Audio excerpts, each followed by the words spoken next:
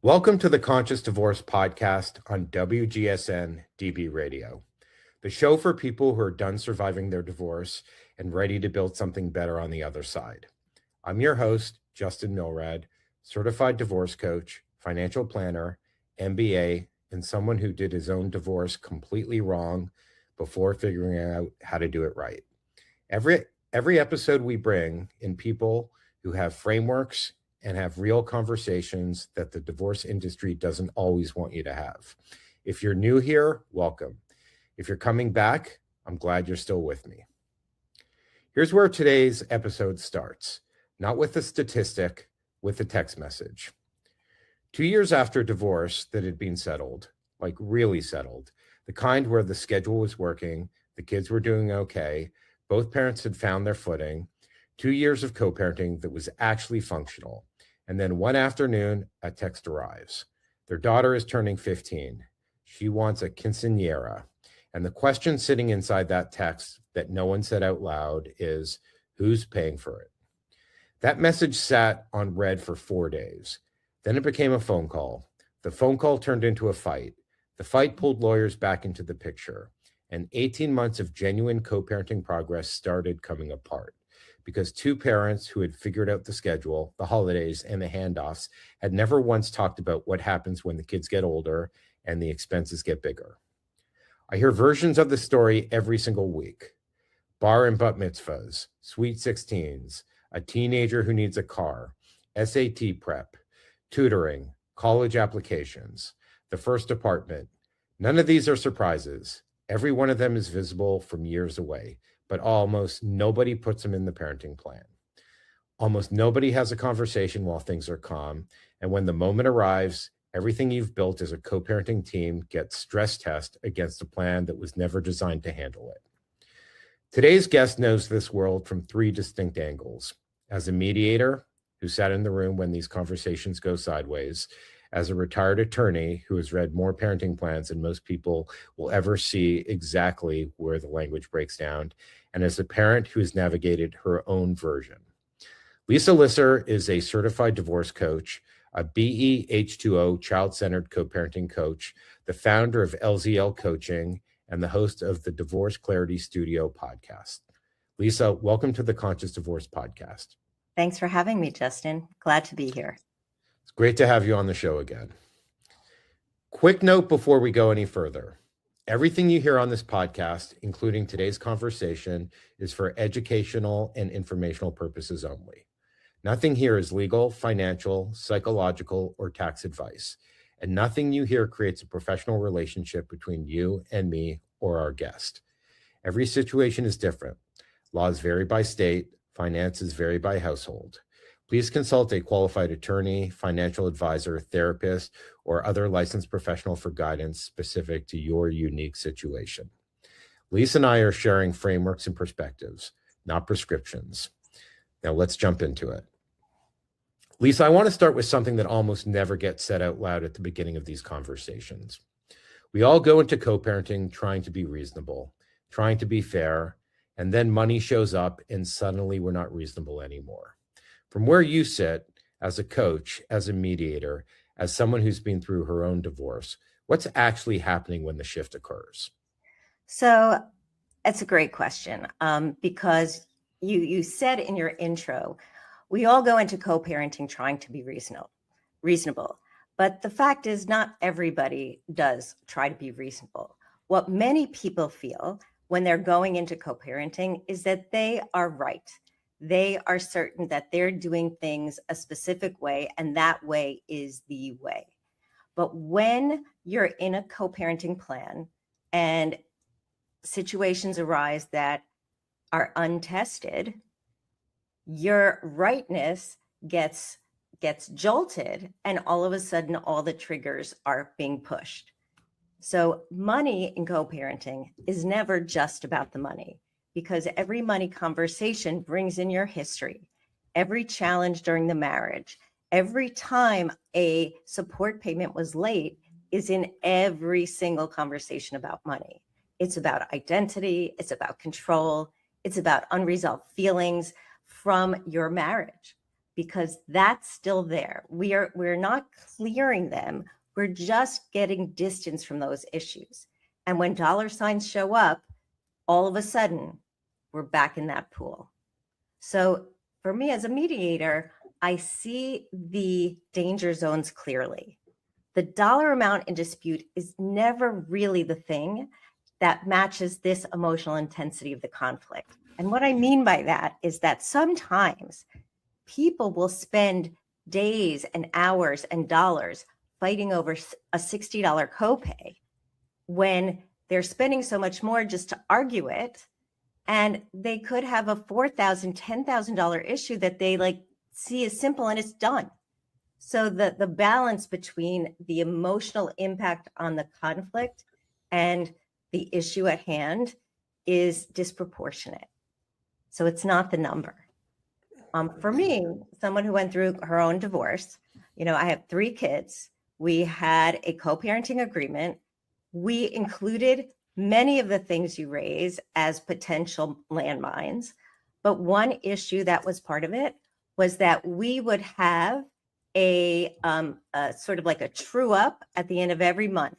We would have a check-in, we would go over the expenses, and we would make the assessment of which were right, which were wrong, even though our agreement said before you spend any money, talk first. The pattern we got into was talk second. And that led to many, many hard conflicts. We learned how to negotiate it so that it became easier as we went down the road. But each time we had to see that reconciliation, both of us, all of a sudden, put up our guards. And what you and I want to talk about here is that assessing and following the plan beforehand means you make a plan that you commit to. And that reframe changes everything. And that makes such a big difference. And I see after the fact many plans that don't really take into consideration the different ages and stages. And while a relationship and co-parenting can go really well, as soon as you bring money in, it shifts and changes the dynamic because, both members, the parents may not have the same financial situation. They may not value things the same. So I'm going to make a statement and I'm kind of curious what your thoughts are. Okay. And the statement is, I fundamentally believe that 98% of parents want what's best for their kids. I'd agree with that. Yeah. Okay. How they get there, sometimes the path is very different, but the minute you bring up money, that's where things get really complicated. Well, So I want to... What happens there, if I could just jump in, Please. Like, yes, the co-parents want what's best for the kids, but when a money issue happens, they turn off thinking about the kids and start thinking about the conflict. Now it's about their relationship with the conflict, not their relationship with the kids. Right. So they're kind of digging into their own issues, Yes. And we all know, and there's empirical evidence that says it's not divorce that damages children. It's the conflict, Yes, that damages children.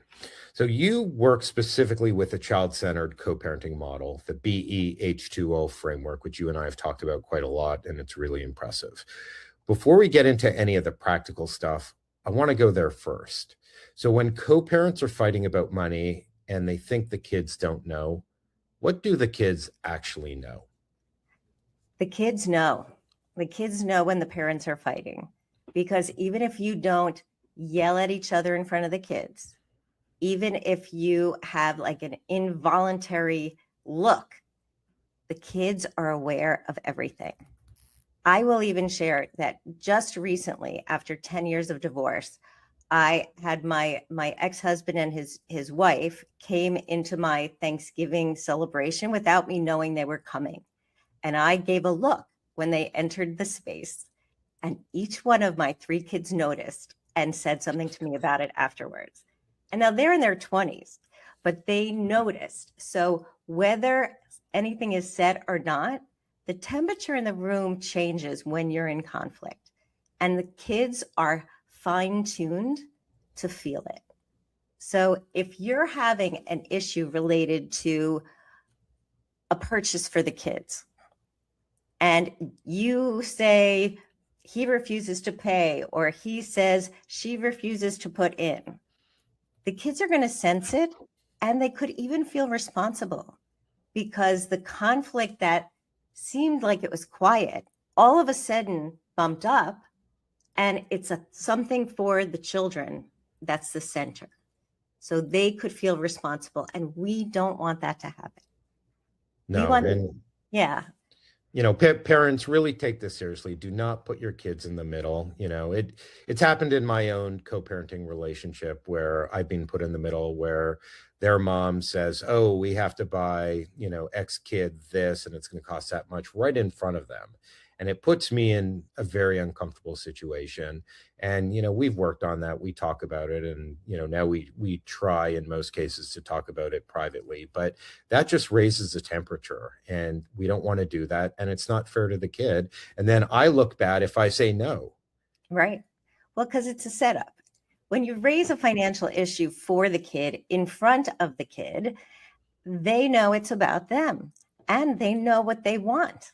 So if it's a thing, if it's, hey, let's talk about a car for your 16th birthday, obviously that's going to be challenging for everyone in that room, especially if the parents haven't discussed it.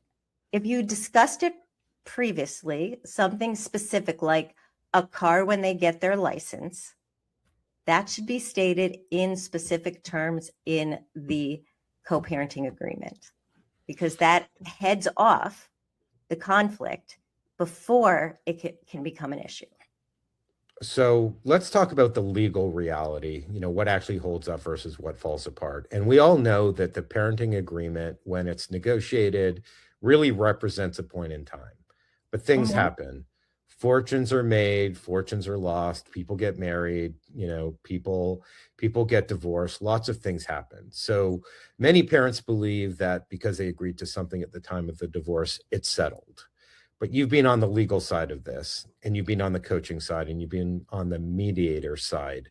What's the gap of what people think their plan covers and what it actually covers? And then from a practical perspective, just because it's written, sometimes you can make some accommodations if you both agree. So can you kind of talk a little bit about that?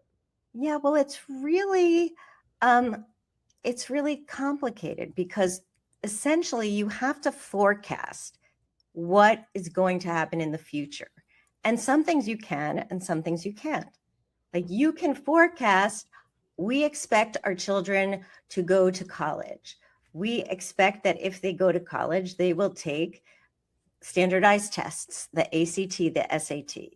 We know that in our community, everyone gives their kids tutoring courses for those courses. So what does it mean for our children? How do we plan that?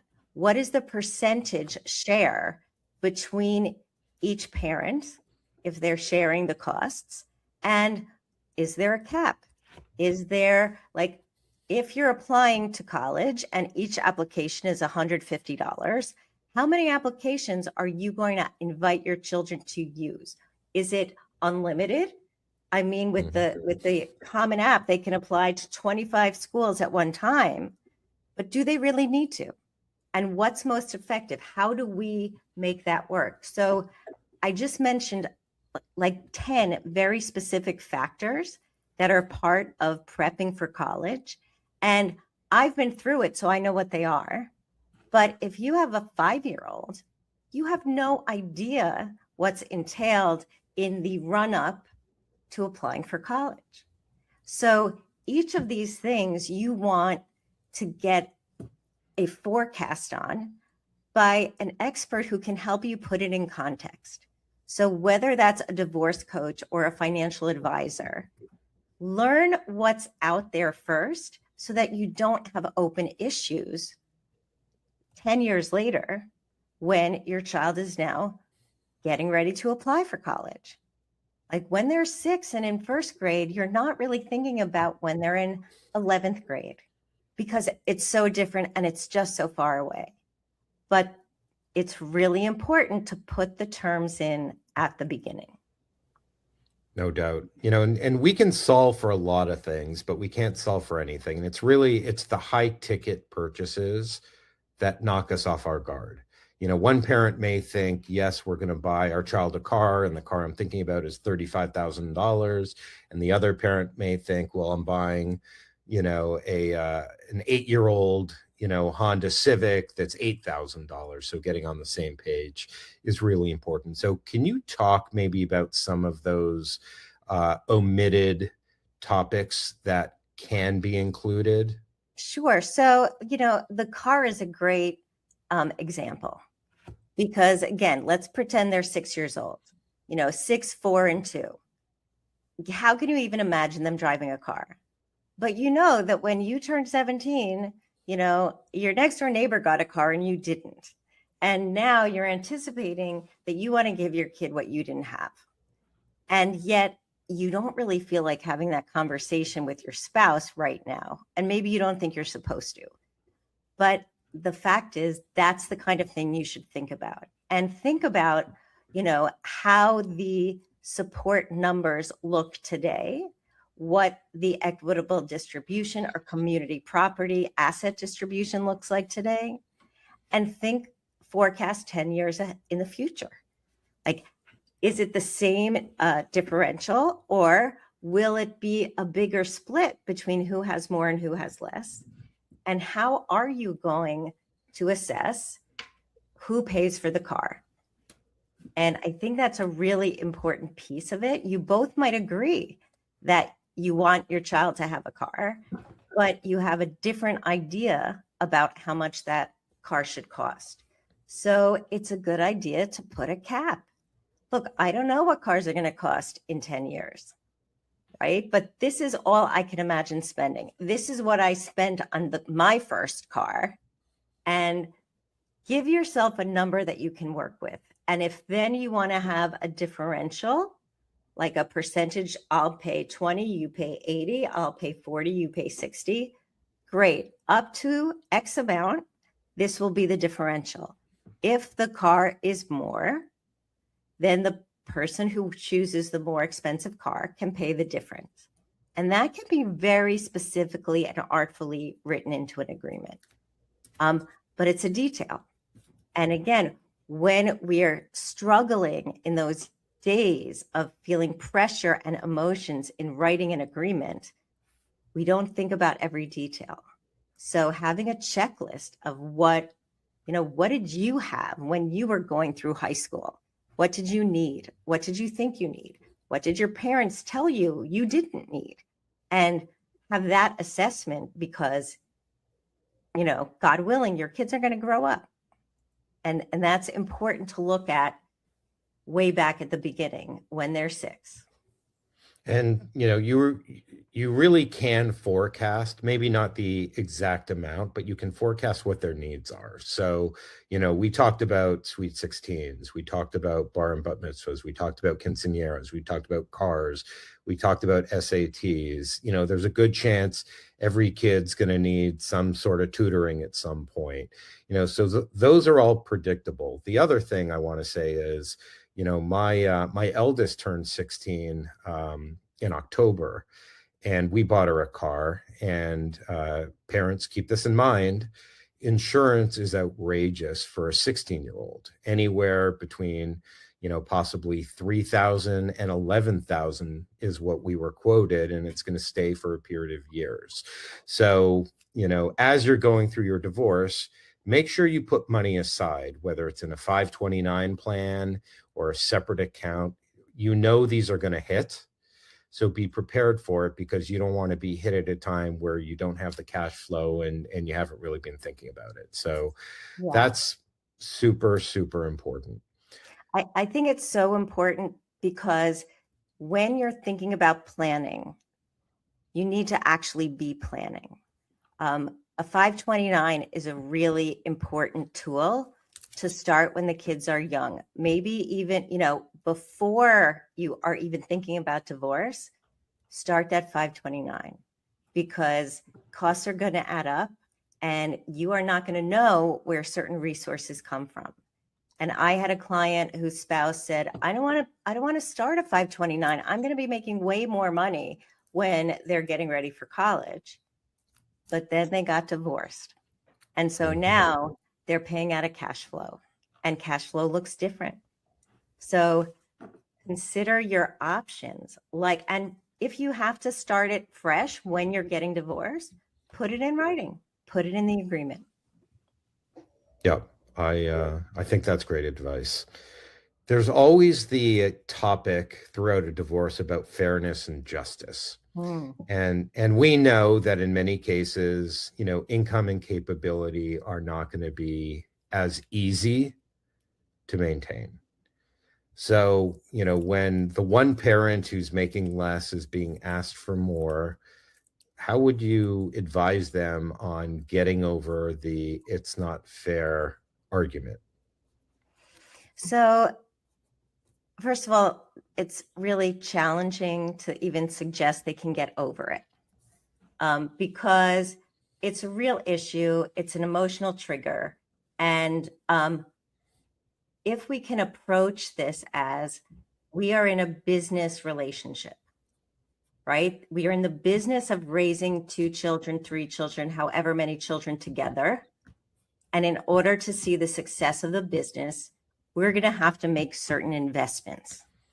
And investing in our children is something, as you said earlier, 98% of parents really want to do that, whatever they can afford, right? They want to do that. But investing in your kids means maybe taking out the personal. Oh, they have more than me. Why do I need to do it equal? Like, how could this be 50-50? How is this fair? Let's talk about a business. You're 2 partners. You're investing in something important to both of you. You both want the same stake in that investment if it was a business. But right now, when you're in the divorce world, you're thinking about inequity. So if we can step out of the inequity of the family that no longer looks the same and into the business of being committed to our children in a way that they see as the same, that changes the paradigm. And it can allow a parent to release what's fair to me and return to what's reasonable for our children.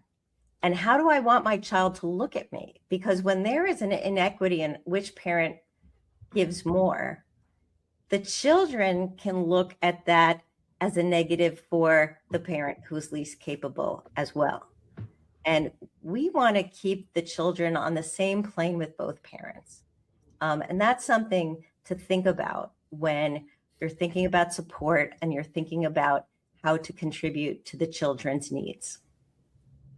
And parents, remember this: do not share with your kids the dollar amounts, because it's rare that both parents can afford and make the same contribution. And by telling them that, dad paid 70% and mom paid 30%, you're really putting your kids in a very difficult position. And you're putting your mom in a difficult position. So they don't need to know that. And at the same time, if it's something like education, there are a lot of amazing things out there. There's scholarships, there's financial aid. Don't be ashamed. Apply for it. If you qualify, you should be able to use it, and then it makes it a lot more affordable. And then your kid's able to get, exactly what they want and what they're looking for. And I think something that's really important to add here is strategic curiosity. Like, I want my parents to get curious about how to find the resources to fund what they want to give to their kids. And scholarships are not something that just appear. Scholarships can range from like a $50 scholarship to a $10,000 scholarship and more, but your local community might be offering them and you don't even know. So that's where you get curious. Start asking questions. Go to your house of worship. Find out if they have any resources. but start to get curious, and that can help you, eliminate the difference so that you both feel like you're committed in the same way. And your kids see that you're both working toward their benefit. And thinking forward, many states do not require college to be included in your settlement. Some offer it, but in mediation, you can put it in there if you want. And, you talked earlier about caps.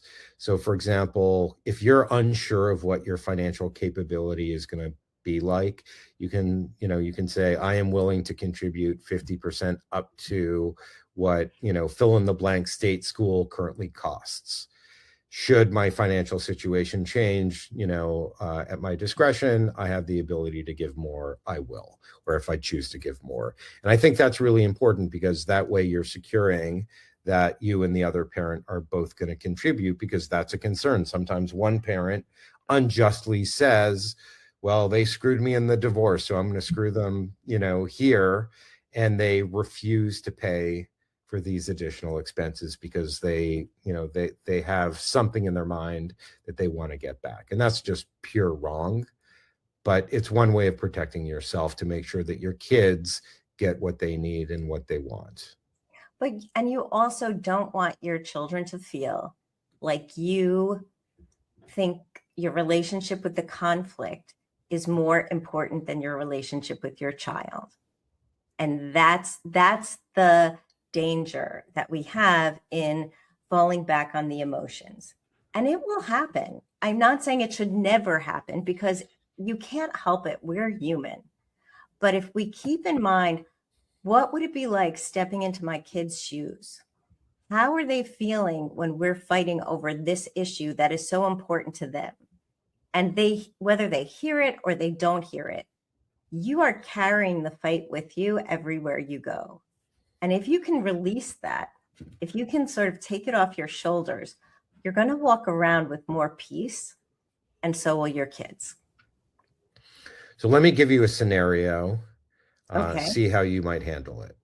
So one parent makes a suggestion to the other parent that, let's say we need to buy our child a jet ski. Okay. They want to compete, and they have incredible skills, and they use it at camp, and they want to invest in their freestyle jet ski career. It's $20,000. That parent who makes a suggestion to the other parent says, I want you to pay for half.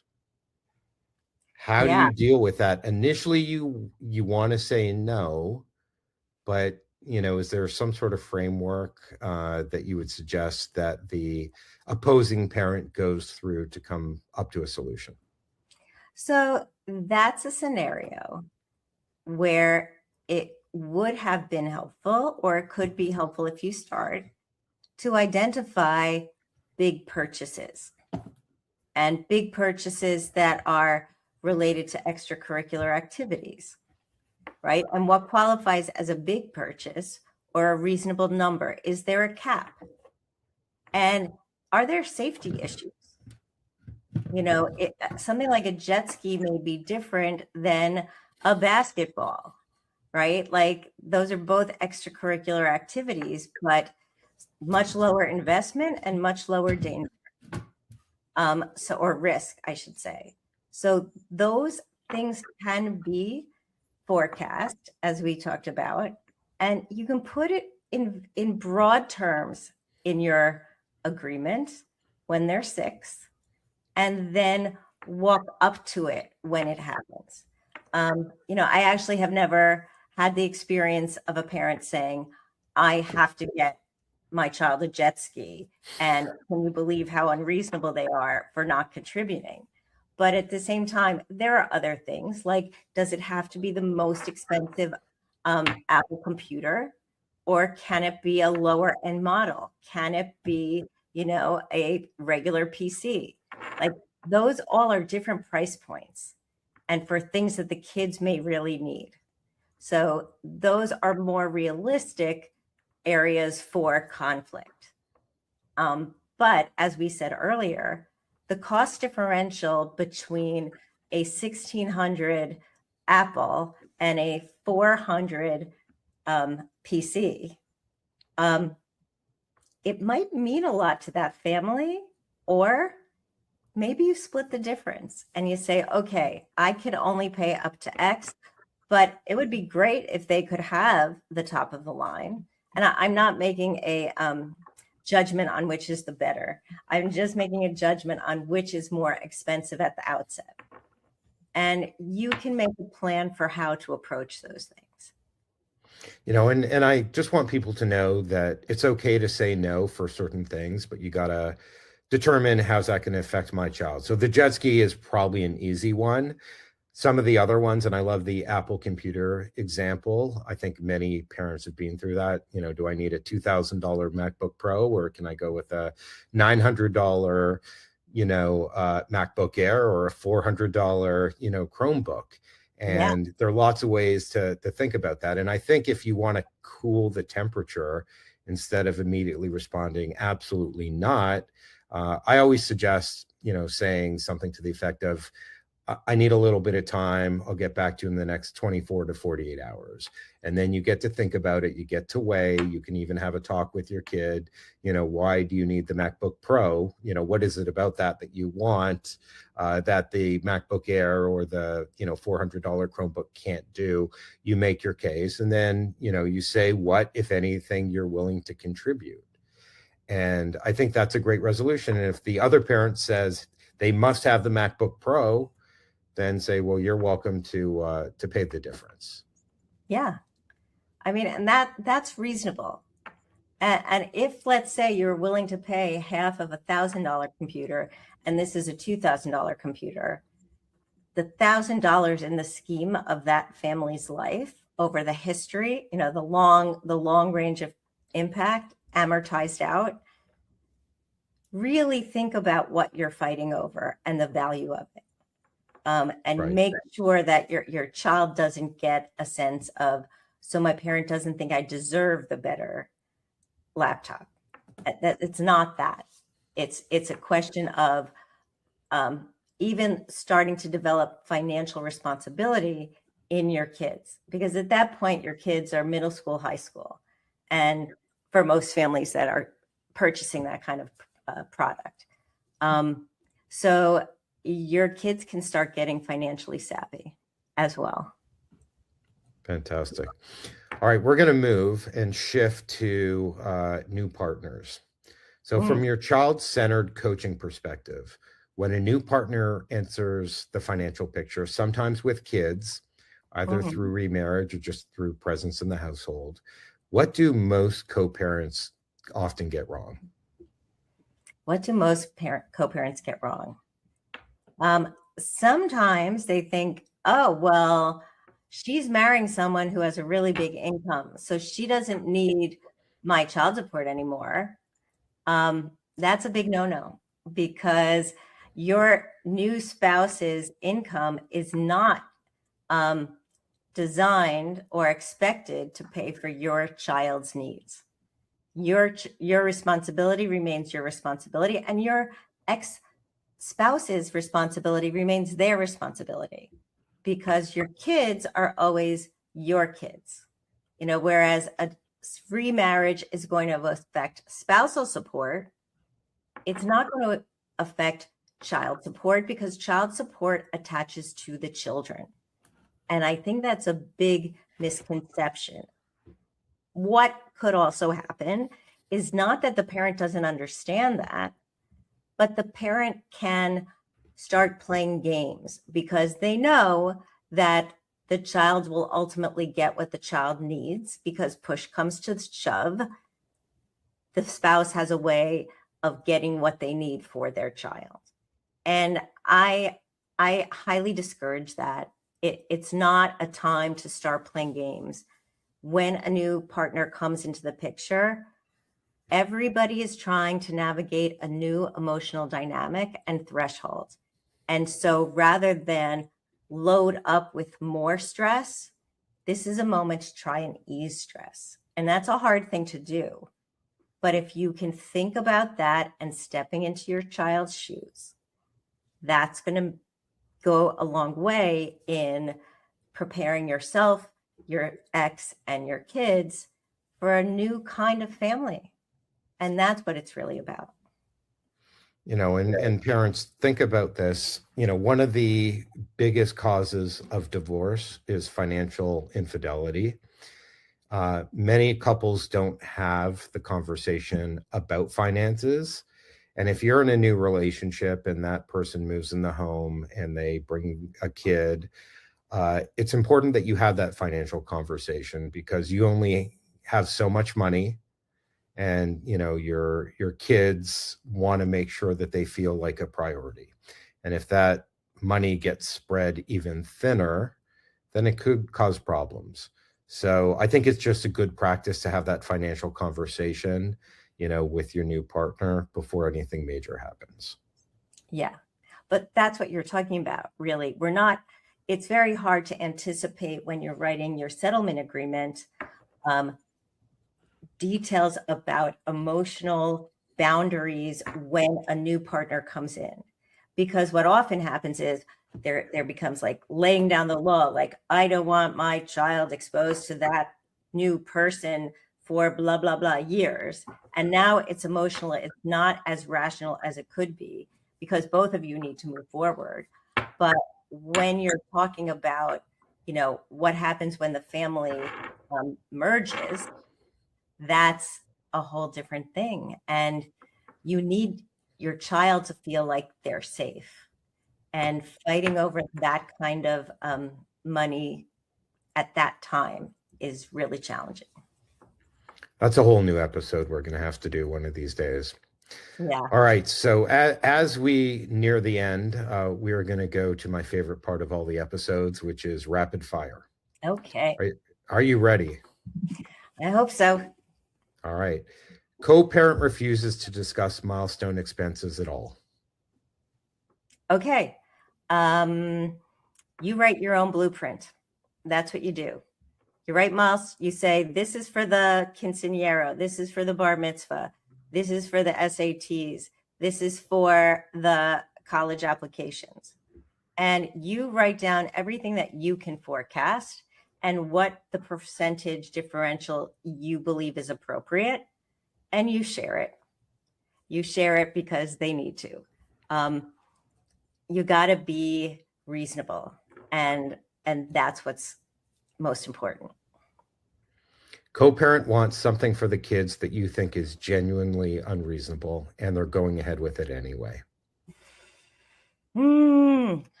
I think that's a space where you hold your tongue. You don't have to weigh in. You are living in a space, we didn't really talk about it, but these moments are times to be brief, informative, factual, and firm. BIF is an acronym that was coined by Bill Eddy about how to navigate difficult co-parenting conversations, and really difficult conversations with difficult people. But when you make it brief, you make it about the information, you keep it factual, and you're firm, you are reducing the opportunity for emotional dysregulation. And so if this is happening and you think it's genuinely unreasonable, you have a choice. But what does genuinely unreasonable mean? This is maybe a time to pause and say to yourself, okay, what about this is making me uncomfortable? What's unreasonable here? I call it a pause for clarity.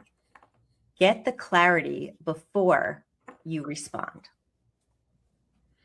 Last one. Someone's listening right now and has a perfectly fine co-parenting relationship, and they're thinking, we're good. We'll cross those bridges when we come to them. What do you say? Look, every co-parenting crisis I've ever seen started with two people who were fine until they weren't. And until this obstacle appeared, they couldn't foresee it. But you have to navigate the obstacle. And if you anticipate it beforehand, you are much more likely to respond to it in a more effective, more reasonable way. Lisa, I want to thank you for being on the episode today. You brought your divorce coaching mind, your legal mind, your mediator's frame, the child's perspective, and your own lived experience all into one conversation. All these lenses in one seat. And that's exactly why I wanted you here. And I know our listeners are going to come back to this one. If you want to find Lisa, and you should, you can reach out to her at LZL Coaching. Her podcast is the Divorce Clarity Studio, available on every major platform. Both links are in the show notes below. And Lisa, what's your website for LZL Coaching? So it is www.lzlcoaching.com. And on my website, you can access a link for a complimentary 30-minute discovery session. And I use that to offer advice and tools for people navigating the hard stuff in divorce. I love that. And just so you know, Lisa and I have worked with many couples where each wants some sort of representation with a coach, and it works very well. And here's what I want you to leave with today, because I know how easy it is to listen to an episode like this, nod along the whole time, and then just not do anything with it. So I'm going to ask you to do one thing before this episode's over. Just one. Think about the conversation you've been avoiding, the one about college or the quinceañera or the car or whatever it is that's been sitting in the back of your mind, and schedule it. Not have it someday. Schedule it. Pick a date, send the message, get it on the calendar, because the only thing worse than a hard conversation is the same hard conversation 2 years later under worse conditions with more money on the table and less goodwill to work with. Spend the time with your co-parent and come up with a solution. You can find me at www.reclaimeandreboot.me. My book, You 2.0, Divorce a Better Way Forward, is available anywhere books are sold. My new book, co-authored with LCSW Jill Kaufman, The Co-Parenting Playbook, Proven Strategies for Navigating Divorce, Conflict, Raising Thriving Kids, is available on Amazon.com. If you want to work together one-on-one, the link to do that is in the show notes and on www.reclaimeandreboot.me. And if this episode landed for you, if something we said today shifted something for you, the most useful thing you can do right now is leave a review. Not because it helps my numbers, although it does, but because the right review at the right moment is what puts this show in front of the parent who needs it most, right when they need it. Share this episode with one person, perhaps your co-parents, one friend, one sibling, one person you know who is in the middle of this. The best time to have these conversations is before the next test message arrives. Take care of yourself, take care of your kids, and I'll see you next week.